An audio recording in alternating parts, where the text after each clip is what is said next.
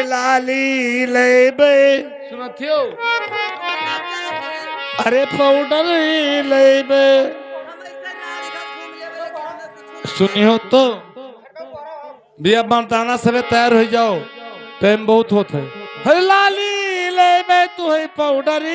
लेबे अरे लेबे लकवा के अरे ना दुनिया ये हम जो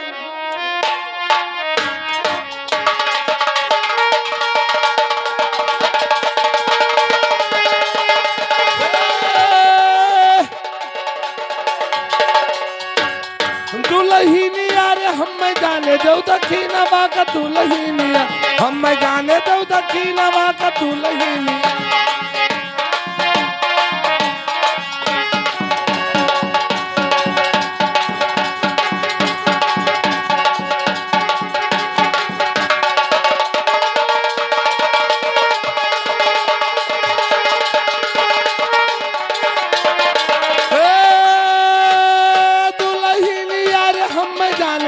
दक्षिणवा का दुल्हनिया हम जाने दो दक्षिणवा का दुल्हनिया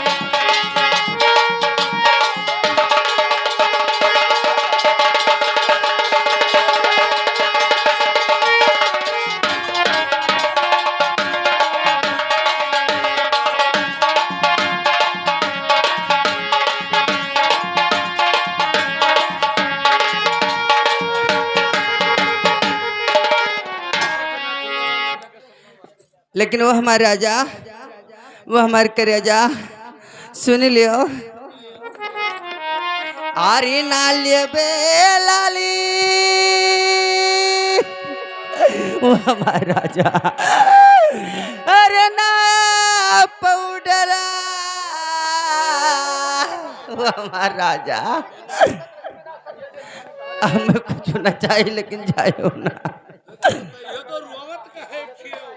अरे ना चाहिए लाली अरे ना पाउडर हमारे करेजा अरे हम कहीं नहीं पाई थे हम अत्ते कहीं पाई थे कि सब कुछ छोड़ दियो लेकिन हमका छोड़ के ना जाओ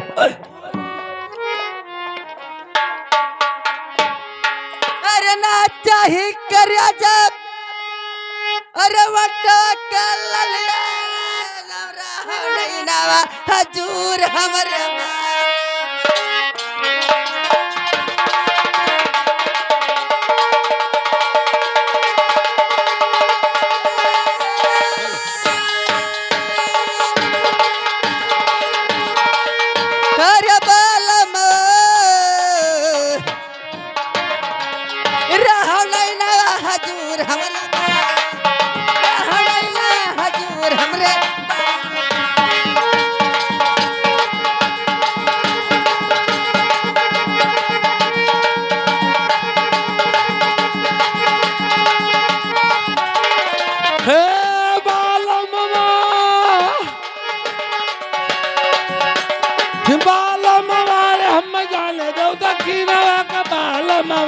हम जाने दो दक्षिणवा का बालम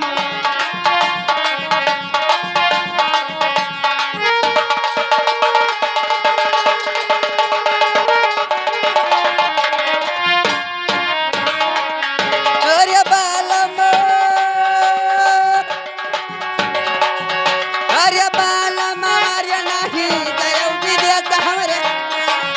नहीं गयो विदेश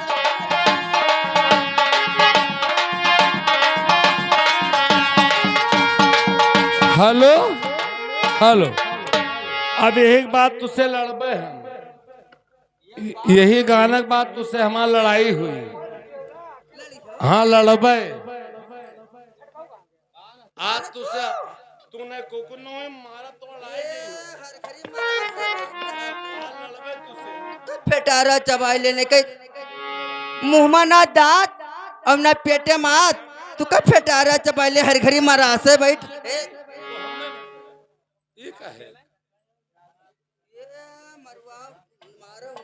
अब सुनो हमारा तो कुश्ती